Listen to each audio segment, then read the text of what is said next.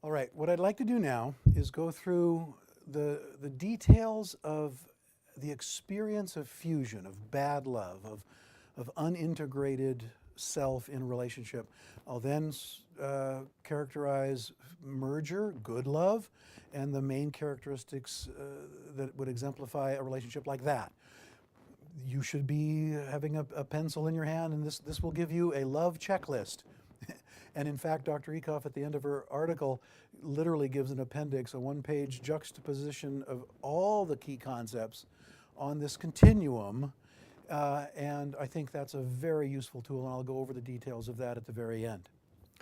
All right, so let's start with a difficult one, fusion. This is sometimes hard to even talk about because it evokes in people an awareness of a great deal of pain. So try to be aware of this material, and as best you can, try to hold a place of curiosity about your own mind. And you're going to, this material will inevitably evoke some anxiety in most of you. Certainly it did in me the first time I read this. Matter of fact, as I went through this checklist the first couple of times, oh my God, that's me. Oh my God, I've done that. I've done the other thing. I'm a mess. It's terrible.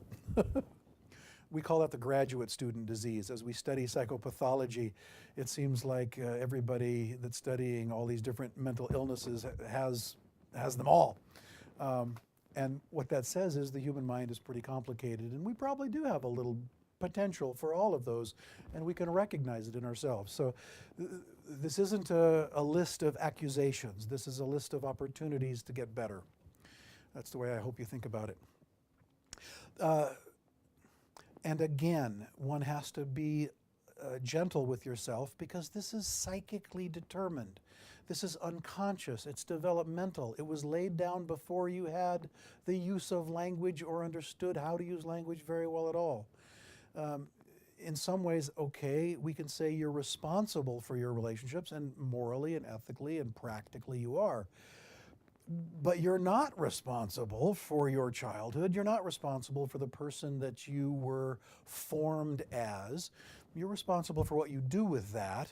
So the first step is to simply recognize and understand, as opposed to judge, that you've been dealt a certain hand out of the deck that someone else dealt, your parents, and that perhaps just understanding that is a good place to start, understanding all of these sometimes rather difficult elements.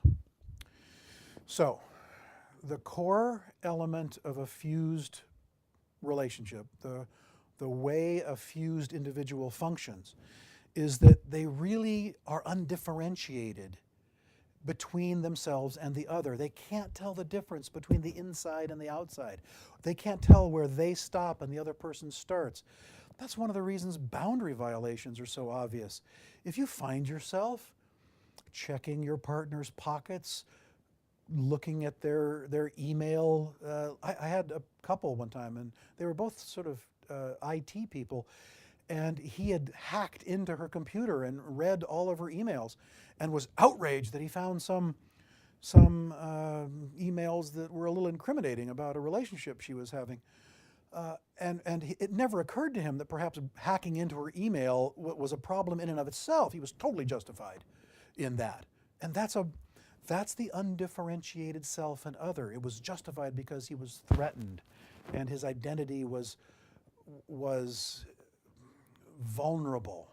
And so to do that sort of thing was rationalized, okay? So the core experience of a fused person is a sense of their lack of integrity, a lack of, and I don't mean that ethically or morally, I mean that structurally. That who they are is a bit ephemeral, a bit unstructured, a bit nebulous, and they don't have a sense of a stability that can weather the storm, even little storms sometimes. And when that happens, we unconsciously bond with each other at this level. And again, none of this is conscious. We do these things and then we make up excuses for them after the fact. We're not a rational creature, we're a rationalizing creature, and the power of the unconscious has to be reckoned. Again, nobody does this by themselves. This is always a joint venture. This is always about a kind of mutual dependency, and that there are no, this is the hardest part. This is the part that most people get very nervous about when I say, there are no innocent victims in a relationship. That sounds a little harsh, especially when we see examples of domestic violence. But the truth is, every relationship, if they're close together on this continuum, is getting something out of that relationship. You understand, I think now, the phrase masochism or depression. People enter into relationships to live out their own sense of self-image. And if they feel guilty, if they feel bad, if they feel worthless, if they feel like they get meaning in their lives out of self-sacrifice, then they will find someone who matches their pathology and is willing to hold them as guilty, to punish them for being bad, to exploit their willingness to altruistically sacrifice themselves. You're in a relationship for unconscious, dynamic reasons. And I think the first shocking reality is that there are no innocent victims in a relationship. And if you think you're the innocent victim, you need to reevaluate. That's the domestic violence victim I kept talking to before. Why do you keep doing this? Because I love him, for the good of the children. And those extreme examples, again, may be too much, but it's not good for the children to witness domestic violence. How could you possibly think that's good? And what most of the time happens when the children are allowed to be a witness, what they're witnessing is the one parent's masochism, one partner's willingness to suffer and getting a feeling of moral self-righteousness out of it. It's not for the children. It's never for the children. In any realistic developmental way that in terms of the children's developmental needs. It's pathology acted out and rationalized. There are no innocent victims in relationships. All right, and I've already talked about how separation risks the loss of the self. That's what happens when the self is unintegrated. The relationship is substituted for the whole self. Boundaries are porous. Boundaries are sometimes non-existent. Hypersensitivity is the norm. In a fused person, what we see very often is a vulnerability that's hypersensitive, hyper-vigilant to any slight, to any threat, to any insult, because they're not strong enough to manage the sort of ebb and flow of daily difficulties. Life is difficult. Life is full of pain and anxiety, and it's hard sometimes. And a person without a stable sense of identity often structures their lives in ways that are quite rigid. There's a rigidity to a fused personality, a rigidity that comes from a desperate, almost vulnerability, an inability to manage anxiety at any high level at all. And the rigidity is in part what causes these repetitions. A fused person's life is narrow. They don't play. They don't get out and try new things. They're only comfortable doing what their routines they've become comfortable with. And they almost never get outside of those routines because it's too scary. To try something new represents a threat. It also takes such a massive amount of energy to maintain this artificial structure that there's very little energy left over for creative growth and healthy love. So I think that's one of the central problems in treating someone who's disturbed in this way, is that the very nature of their disturbance, the rigidity, the fear, the anxiety, run counter to what's necessary for being in therapy. And frankly, most folks don't come to therapy if they're that disturbed unless there's some major crisis in their life. Their partner is threatening to leave them. They've lost a job because of their inability to do the work. They've got an addiction of some kind that's threatening to disrupt their life dramatically. Most people don't come to therapy to enhance their personal growth. I wish that was the case, but what I see is the tragedy almost, the human tragedy of the very nature of their problem, making it harder and harder for them to get the help they need, either therapeutically or from their partner or from each other. What happens in a fused person if they do get stimulated too much? Well, the phrase is flooding. And I think that's a perfect metaphor. That's what it feels like to a fused person, to be overwhelmed, to be flooded with emotion, anger, fear, anxiety. They're threatened at an existential level psychically. They're threatened at that level unconsciously. And the terror that that evokes is overwhelming. You get a sense of the sort of deer in the headlights look. Anxiety freezes thinking. They demand and they can physically force whatever is happening to stop because they can't tolerate that much input, that much activity, that much feeling. They get flooded and then react as if you were in a flood, because a flood is a dangerous thing. I think that word is actually pretty profoundly accurate in terms of the fused person's experience of more than they can tolerate. What does that flooding evoke in them? A desperate need to control. Fused people are hyper-controlling. You all know someone like this. Someone that's got to be in control all the time. Well, they need to be in control all the time for no other reason than they're vulnerable, they're weak, then they're afraid that if they're not in control, they'll be flooded with dangerous emotions they can't possibly tolerate or handle. And God knows where that's going to go. So they're rigid and controlling. These people are not subtle. They don't have a great deal of ambivalence.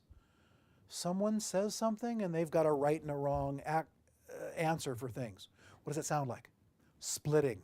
Splitting is the surest sign of a fused relationship.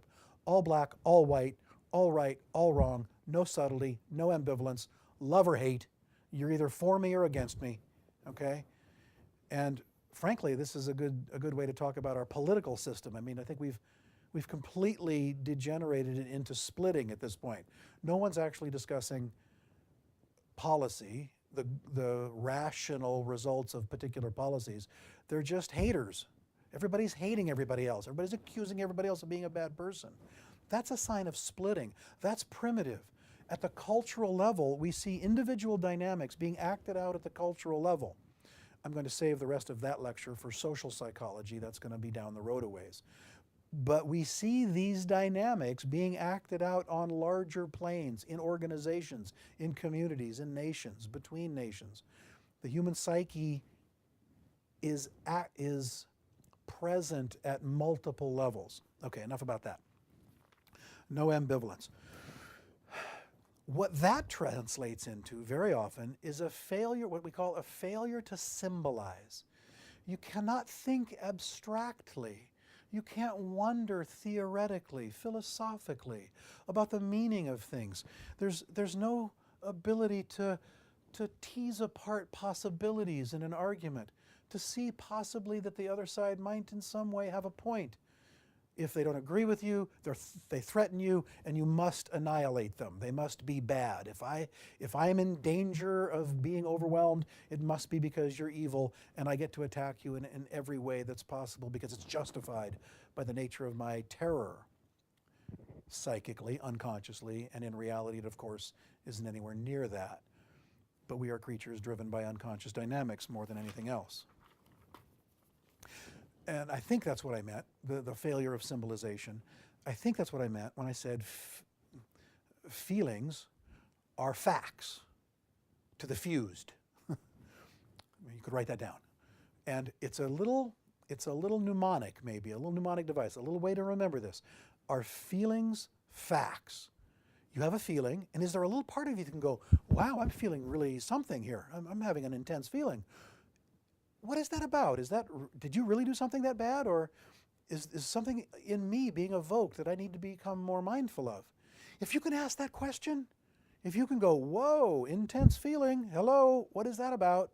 You are way up on the merger end of the potential scale here. I mean, that's a sign of great strength, of great courage, of great integration and wholeness. If you automatically go to action, if you act out a feeling because you can't tolerate it, then you're not aware of its source, and you end up this experience of concrete thinking. Feelings are facts, and you act on them because they feel justified, when in reality you're simply catastrophically unaware of your own unconscious dynamics. And that's the great tragedy. We have in these people such fear, such hate, such anxiety. And when you have those intense motions boiling around inside of you, there's simply no other way to, there's no way to learn. There's no way to be open. There's no way to think. Anxiety, fear, hatred freeze the ability to think. Thinking is a derivative of strong emotional containment, of healthy sense of identity. Emotion, if that's solid, then thinking is a possibility. If it isn't, the best we can do is rationalize. It can get to the point where this fusion dynamic seems almost delusional. And I bet you know someone. I mean, the classic example is the woman or the man whose partner's been cheating on them. And they're in denial. And we all know that. I mean, that's 100 years ago, Freud understood that. But what's going on a little more carefully? How is it that they're in denial? Everybody knows their partner is cheating. It's common knowledge. It seems like they're the only one that doesn't know. But at some point, that isn't just denial, that's delusional. And it makes sense to move from simple defense mechanism like denial to a whole, almost psychotic, delusional process. Because if it's that delusional, it must mean there's a reason for it. It must mean the reality of acknowledging the cheating would fragment their identity. It wouldn't just inconvenience them, it wouldn't just make them mad, it wouldn't just let them feel betrayed. It would destroy their sense of self because their self is tied to the functioning of the relationship. If that is broken, they are annihilated, and a much more extreme defense, a delusional system, is created to maintain that. And guess what? That doesn't work very well for very long. But a person faced with the possibility of avoiding catastrophe in the here and now often takes it rather than experience such terror as recognizing the truth of the meaning of their partner's behavior. The dominant theme in relationships like that, inevitably, is fear. And you can see it and you can feel it. And when you're around people like that, if you're attuned at all, you can sense it. Fear, if you're afraid of someone hurting you, the natural response is anger. So that the fused position, if two people are in a fused relationship, it is inevitably a hostile relationship. When my patient hacked his fiance's computer, that's hostile. That's almost a violent act in and of itself. It's certainly an emotionally violent act, if not a physical one. And what we find over and over is that without exception, domestic violence relationships are on the fusion side of the scale. The very definition of a fused relationship, the very definition of a domestic violence situation, is that people are tied into a hostile emotional dynamic. And it very often, and we have to be clear about this, it is always mutual. That there isn't usually, I don't think I've ever seen an example of the sadistic one hooking up with the masochistic one. It doesn't go, the sadomasochistic dynamic. What happens in my experience, inevitably, is that they switch back and forth. Sometimes the guy is the tyrant, sometimes the woman is the tyrant. Sometimes it switches back and forth in a bizarre, rather rapid sequence. In any case, that kind of dynamic is always hostile. And this is a sensitive topic. What about sexuality in this dynamic? Sexuality in a fused relationship is itself about hostile control. It's not about joy, it's not about mutuality, it's about containment, control, domination, and submission. It is almost never creative, it is never really joyful, it is never about the other person's pleasure. It is really a manifestation of their consistent behavior around the question of control. It's often quite brutal, it's often quite narrow, repetitious, rigid, concrete. The sexual relationship in this kind of dynamic is very often, at best, unpleasant. Now, I've had patients who described a sexual intensity that was astonishingly powerful. I mean, screaming and yelling, and orgasms. lots of them. And I think what happens is that virtually everything gets channeled into a narrow sexuality, that it's not a healthy sexuality. It isn't the whole person coming into a sexualized, intimate, physical relationship. Two whole persons coming in and broadly exploring their bodies to mutual advantage. We're going to get some more details on good love and sexuality in a little bit. But for right now, understand that there may be moments in a fused sexual relationship that appear intensely passionate, but it's passion built on a violent, coercive intensity, fear, anger, and control. That doesn't mean it can't be intense. It can't mean that at moments it can't be almost orgiastically amazing or ecstatic.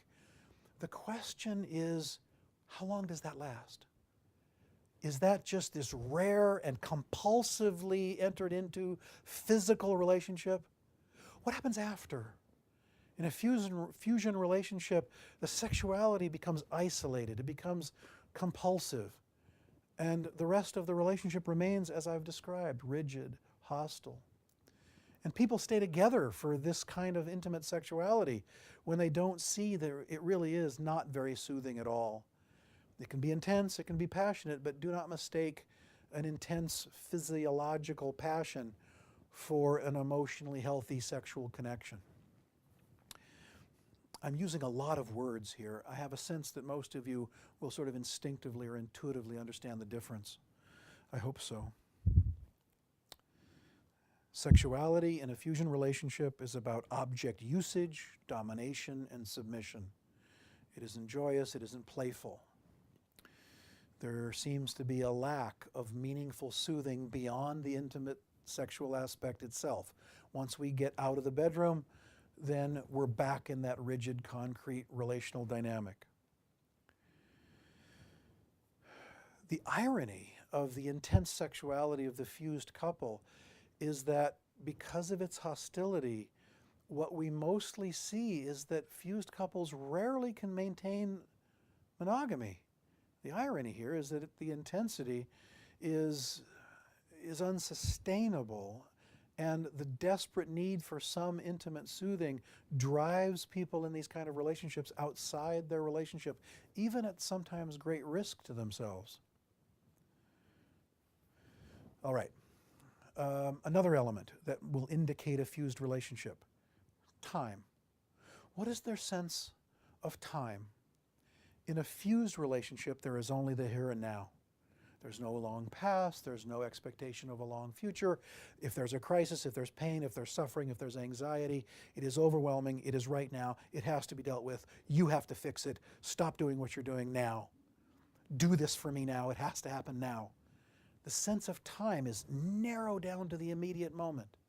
That is a sure sign of fusion. If you're in a crisis and conflict in relationships is inevitable, the mistake that people make frequently is that somehow if you're really in love, you never have an argument. That's a delusion. Normal people get into differences of opinion about lots of things.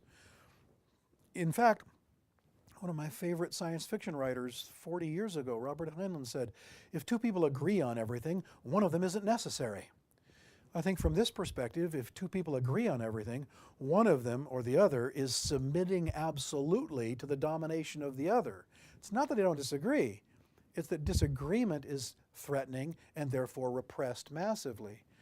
So you can have a loving conflict with your partner at the merger end of the scale. In fact, that's frequently an opportunity to do some creative growth.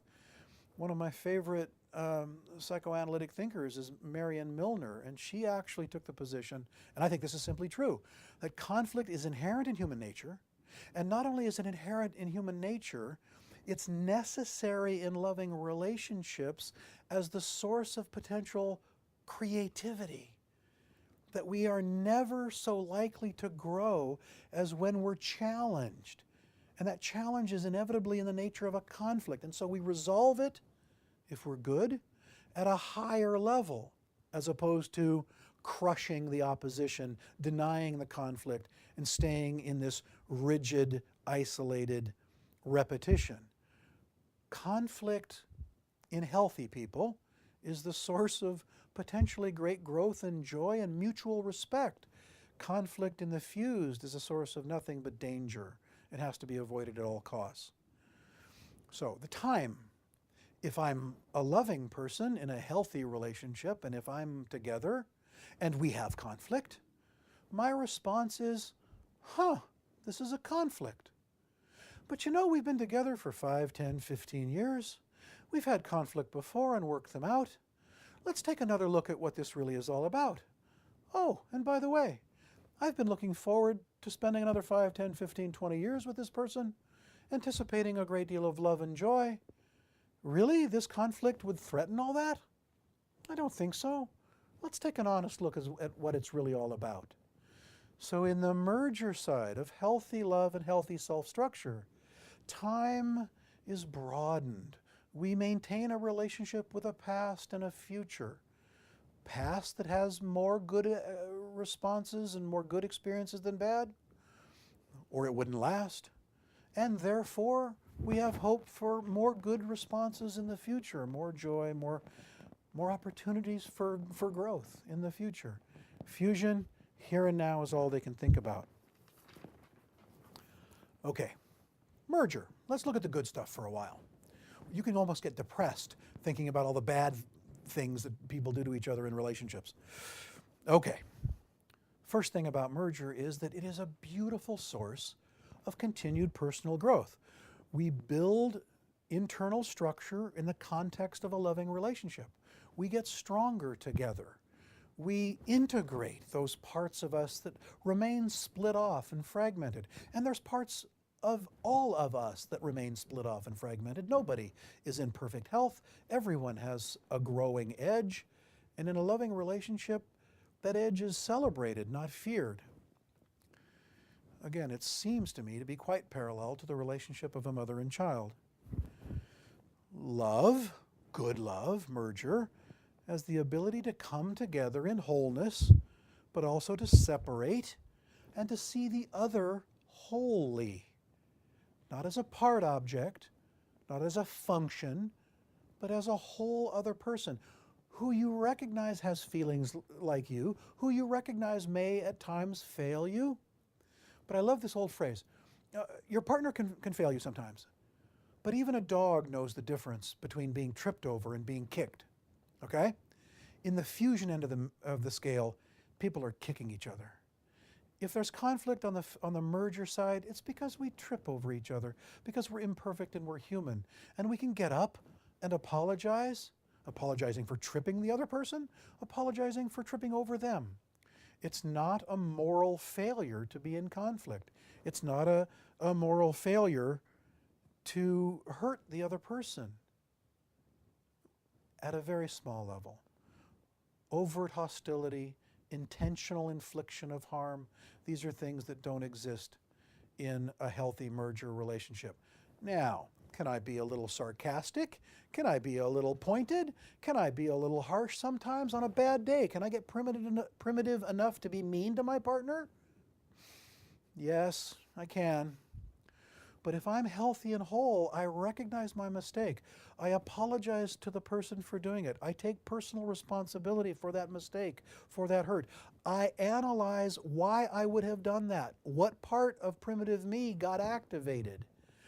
Maybe what part of my partner evoked that in me. I explain that. She understands it in a way that gives her confidence it's not going to happen again, or at least in that way. She forgives me because I've made amends. I've attempted what Melanie Klein called an honest repair of the hurt, and that's the conflict we can grow from. If conflict results in that kind of resolution, then we are promoting internal structure, we are promoting integration, we are building love together and a much more satisfying relationship. Yay. I think in loving relationships there's tension.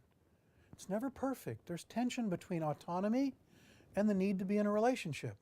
Everybody needs to be alone now and then. There's nothing wrong with that. Everybody needs to be held and loved and contained by another. Nothing wrong with that either. And what happens sometimes is one person will need some solitude and another person will need some connection. And these are the inevitable conflicts of any healthy human relationship that you have to work out in an ongoing way, with an eye toward the past and an eye toward the future, hopefully. D.W. Winnicott, the great pediatrician psychoanalyst back in the 40s, 50s, and 60s, also had this phrase of the good enough mother. You don't have to be a perfect mother to raise a healthy child. You have to be good enough. That is a fairly high standard, but you don't have to be perfect. I think Dr. Ekoff would agree that you can be a good enough partner, that a merger-style good love relationship does not require perfection. In fact, very often what we see is the idealization of a partner results in the devaluation of self. And that when the idealized, my partner is perfect, Prince Charming, when they make a mistake, they got nowhere to go but the depths. Oh, I thought he was Prince Charming, but he's a demon from hell. Okay, he wasn't Prince Charming to begin with, and he's not a demon from hell now, no matter what he did, right? Those extremes, those splitting dynamics that raise expectations to impossible heights and result in blame at impossible depths. That's not what the fusion, that's not what the merger relationship is about. We make mistakes, and you only have to be good enough. Again, a very high standard. That's not a get out of jail free card. That's not a license to abuse in any way. It requires good faith. It requires constant effort to be that kind of person in that kind of partnership. But nobody's expecting perfection here. That's primitive. Intimacy. In a merger relationship, there is true intimacy. And I think that means empathy, that you're known. And I don't know, folks, this one seems really important to me. Can you allow yourself to be deeply known by your partner, or are you hiding behind walls of defenses? Can you be in a relationship where you can be yourself? And God help your partner, she loves you anyway. If you can be in a relationship where you can truly be yourself and you are loved for being yourself, and you see your partner not hide behind walls of defenses, but you see them reveal themselves to you as honestly as they can in good faith, and you love them for that, and you love them for who they are, that's merger, that's good love, that's what it's supposed to look like. And that is what intimacy means. That's true intimacy. Not just telling each other your little secrets that are designed to communicate the impression of intimacy. Aha, there's that communication question again. What are you really communicating? Are you communicating honestly about yourself? Are you hearing honestly from your partner? Intimacy requires tremendous courage, and I think it requires courage more than maybe anything else, because you are risking rejection, you are risking abandonment, and you got to be a very strong person to be able to do that. We show our true selves rarely and with some trepidation. It's dangerous to do that. So it takes trust in a loving relationship to be able to be truly intimate. Is there give and take in a relationship? Yes, but not self-sacrifice. One never masochistically gives up oneself for the other. That's not love, that's fusion. There's mutuality, there's give and take, but there's a world of difference between give and take that's healthy and masochistic self-sacrifice. Self-valuation is the watchword there. The idea that I believe I am worthy of your love. I believe that you are worthy of my love. That's why I'm with you, one might say, in a healthy partnership. Again, I think this takes courage, and I think courage is the other side of playfulness. and I think this is one of the key indicators of a good love merger style relationship. Are the partners playful with each other? Are they playful generally? This may sound counterintuitive to some of you, but playfulness to me takes tremendous courage, because you are so confident in yourself, you can be goofy, you can try something new, you can get out there on a bit of a ragged edge and risk someone criticizing you, risk looking silly, risk looking foolish. Try on new ways of being and run it up the flagpole, see if it works. Playfulness requires tremendous courage and is serious business. When a child plays, what are they doing? They're trying on new identities. They're trying on the identity they feel about themselves. It's not frivolous. Childhood play is the way they put together their identity in some ways. And I think adult playfulness is a key indicator of a self that's willing to try to become stronger.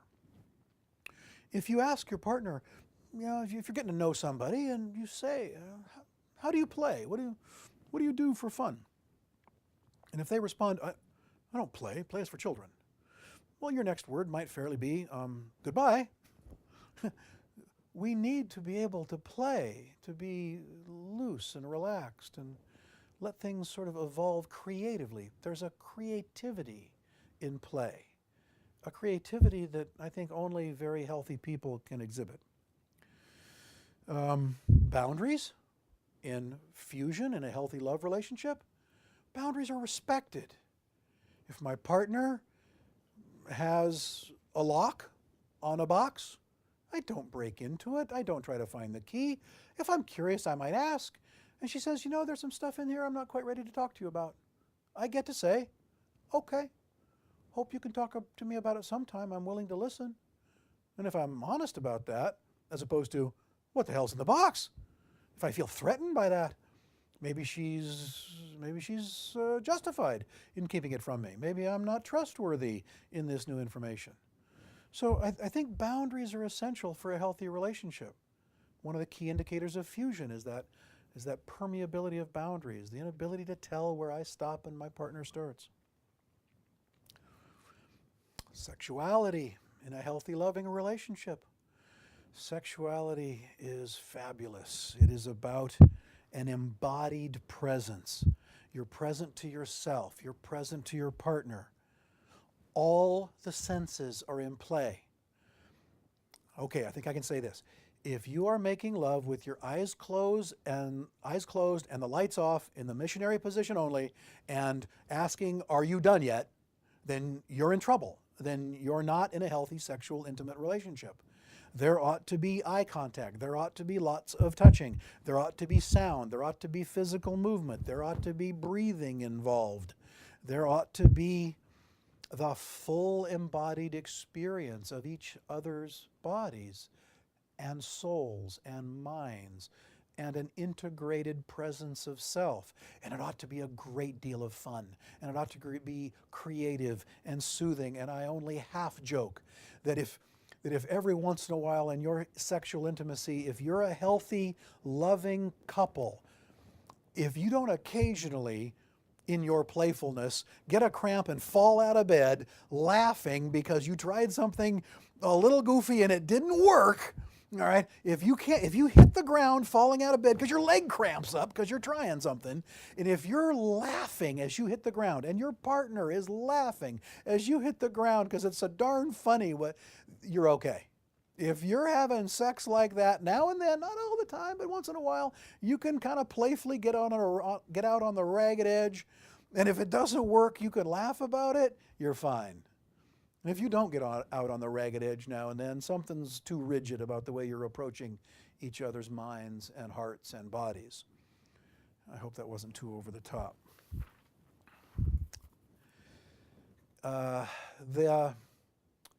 One of the key indicators of love and merger and healthiness is that imagination, creativity, broad-mindedness, openness to possibilities. You know people like this who are thoughtful. And I think I think creativity isn't an option in the human experience.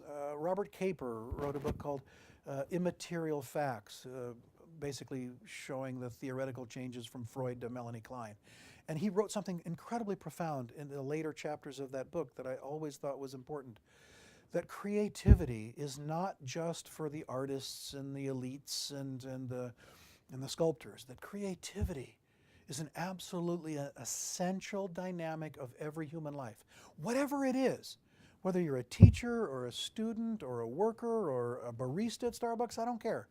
If you bring a certain proudful creativity to that, in your intimacy with your partners, are you creative? Do you have the strength and courage to be creative? I don't think creativity is an option. We have to live our lives in some level of developmental creativity. And I think people on the merger side of the scale who are healthy and whole enough to have that kind of creative imagination about what they're doing and who they're with lead much, much happier lives. More creativity, please, is the take-home lesson there. I've already talked about reparation and what happened? Reparation, repair. How to heal a split, how to repair an insult, a bit of hurt feelings, a mistake you made. Come on, who has not forgotten an anniversary or a birthday or some important date? Okay, every once in a while. Not very often, but sometimes. And if you're healthy, you're allowed to repair that damage in the way I've described before. I think what makes that possible is the accumulation of intimacy. Now, I've said before that child development is about the accumulation of experience. I think love, in some ways, is about the accumulation of intimacy. The ability to really be in the moment, conscious of that past and that hope for the future. It requires some strength. We have to be able to endure little mistakes by our partner. We have to be able to survive the little slights that we know, that we must know if we're healthy, are the difference between being tripped over and being kicked.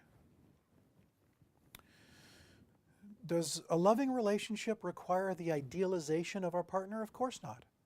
I think idealization is a problem. It's an absolute. It's black and white. It's my partner is perfect. All right?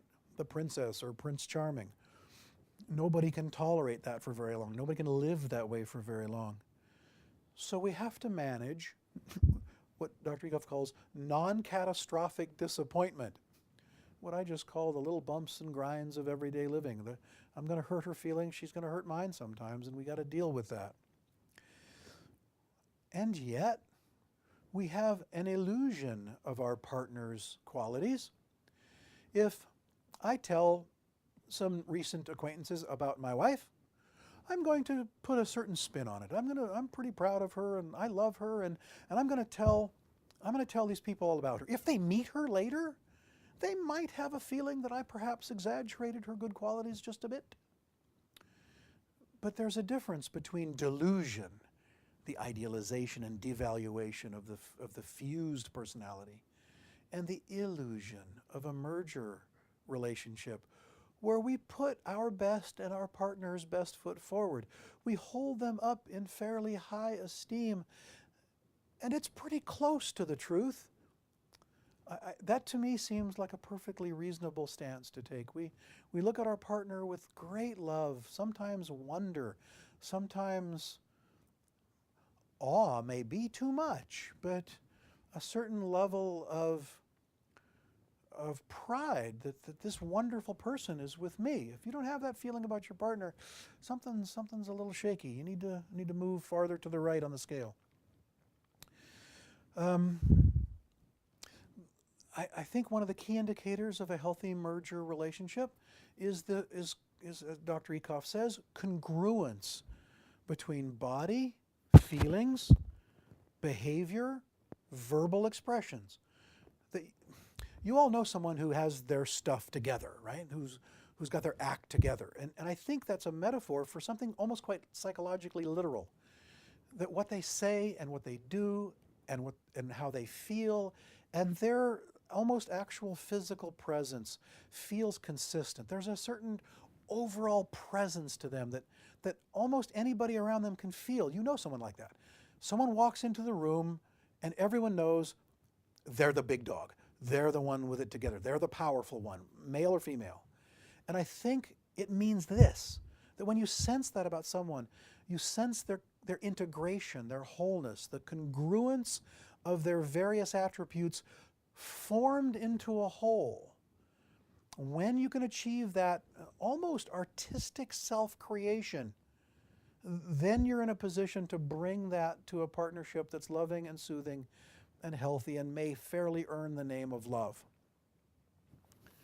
Okay, let me go through fairly quickly the Appendix A of Judy's article and sort of juxtapose, again, positions on these continuums.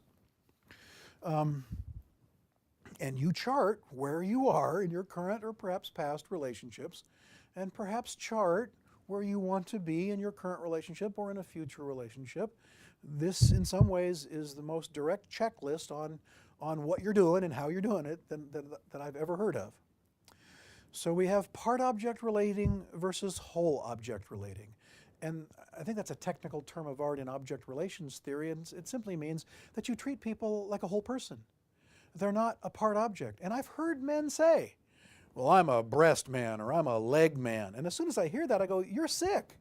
You're pathological. You're a part object relating human being. You got to bring the whole woman into the picture, or you are at a very primitive, and I would suggest fused level of functioning. Now, there's nothing wrong with breasts or legs or any other part of the human body, but it's got to be in the context of a whole person, seen and experienced as a whole person. And if you don't feel that way about your partner, the odds are you don't feel that way about yourself. There are no innocent victims in a relationship. If you are part object relating, Dr. Ekoff suggests you are joining at a primitive level, almost in a parallel way, the way a baby joins with the mother, undifferentiated, symbiotic in the relationship. Mature joining is that ability to move in and out of the relationship without loss of self and without pain or feelings of catastrophic abandonment. This is a great example. Obsession versus passion. Obsession is perhaps a way to explain the sexual intensity of some fused relationships. I had a student several years ago in a class of, it was a psychology class for auto mechanics. It was a specialty class for their Renton Technical College's automotive department. And so I only had potential auto mechanic students in my class. And I had a young man raise his hand as I walked through this material or something similar to it. And he asked me point blank, Mr. Bigelow, how come only the crazy women are good in bed? And I was a little taken aback. And I thought, well, it's not true. And B, it meant that he couldn't distinguish between that obsessional physicality of the fused part-object relating person, the intensity of that emotional connection.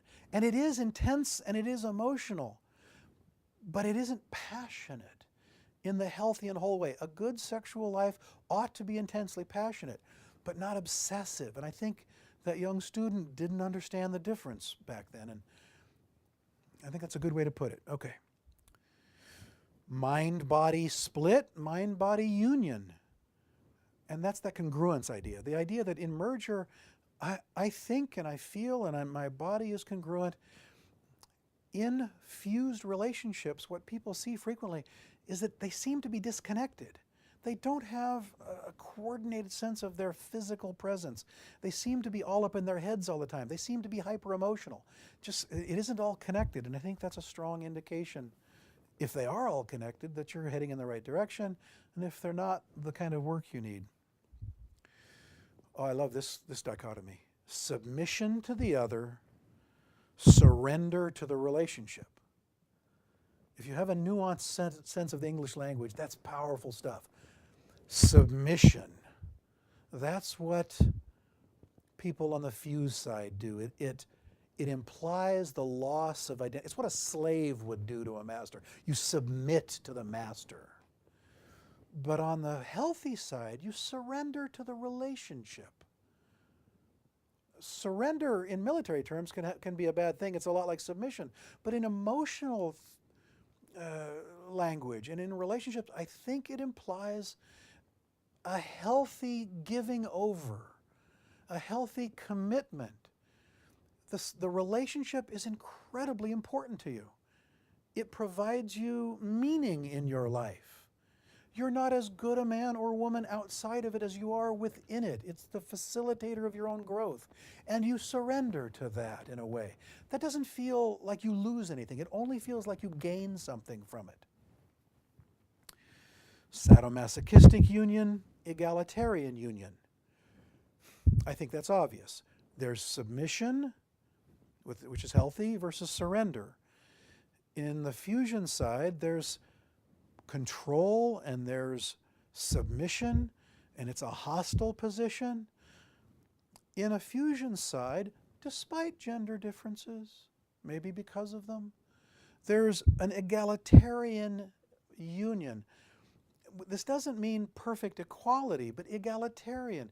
There is a profound respect for the other. There is an empathic attunement to the other's mind and body and soul and heart.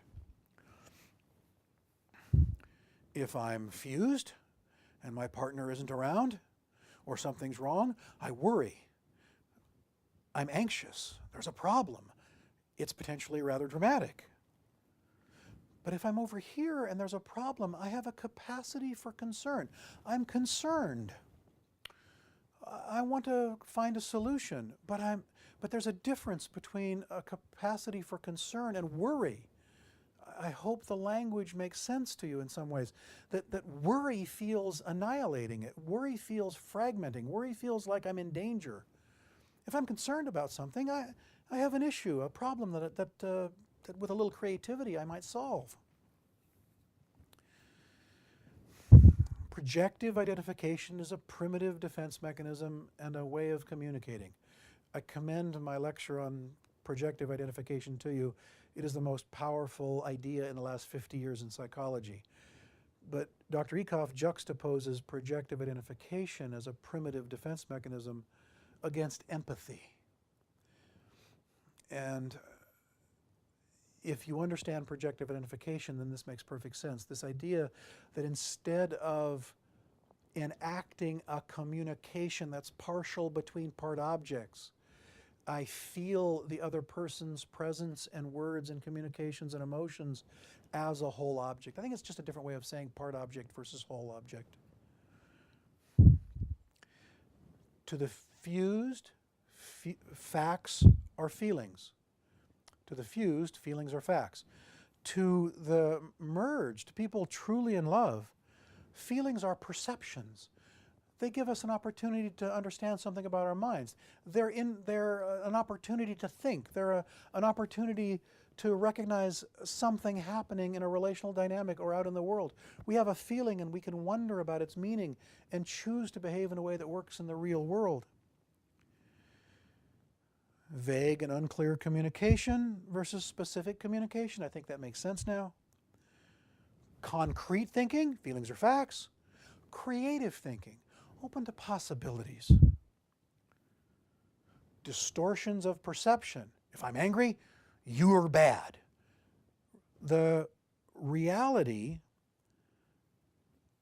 the ability to accept an external reality that you have some sense of, what I call a reasonable, ascertainable reality. We will never know perfect reality. We can't. The philosophers have been trying to do that for 2,500 years, and nobody's gotten close to it.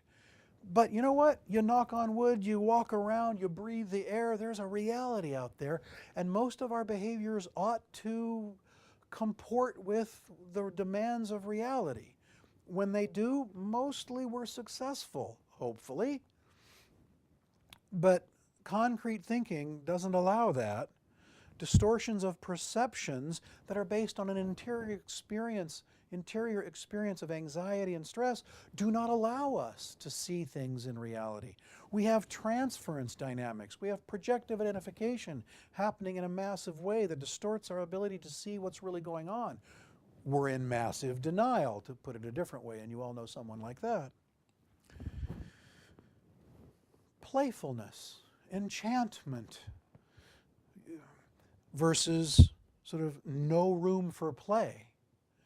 I think I've said enough about that. If you're creative, if you can wonder, and if you can feel some enchantment about life and your partner and living, you're moving in the right direction.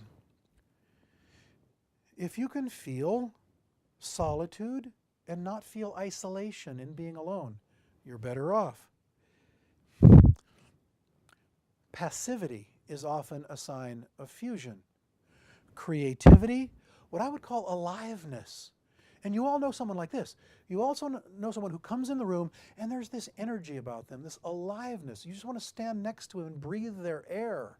Those are great people to be around. Can you foster that sense of aliveness in you? That's a true self. That's a healthy, whole, integrated sense of identity. It overflows with a sense of aliveness. If you can do that, you're in good shape. If there's a sense of determined passivity about what you do and how you experience the world, monitor that. Think about that in terms of how you are right here, right now.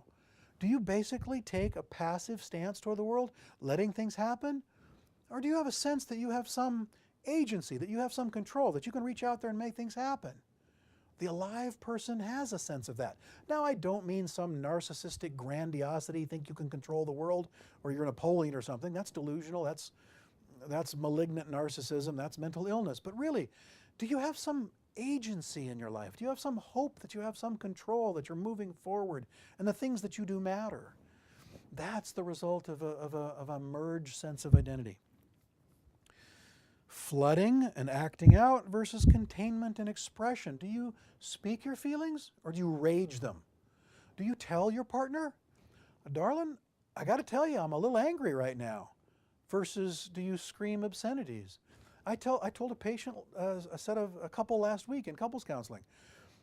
Simple rule, Donovan Bigelow's simple rule of couples counseling. After their first session, they said, well, what do we do now? And I said, well, I have a simple rule. Number one, if you are yelling at each other, you're wrong.